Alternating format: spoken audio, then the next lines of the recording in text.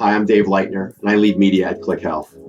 Today, I'll share how the healthcare industry is being heavily impacted by privacy changes and what to expect and plan for as the available audiences that advertisers can target on a one-to-one basis begins to decline.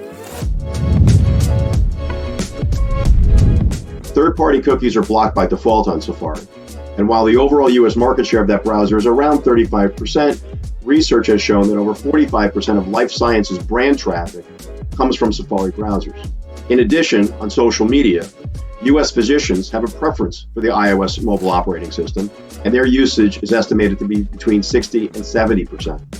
With iOS 15, Apple's also introducing additional privacy features, such as hiding the email of a person, which will affect the readout with regards to open and click rates.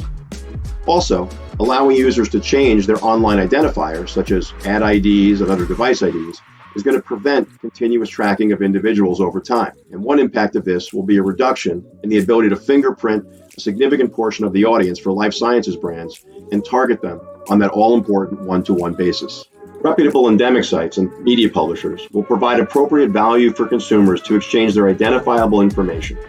However, we believe that the long tail will decline in viability over time. And as privacy changes and removal of third-party cookies happen, advertisers can expect to see a change in supply and demand fundamentals, thus impacting costs, especially for those more targeted one-to-one opportunities.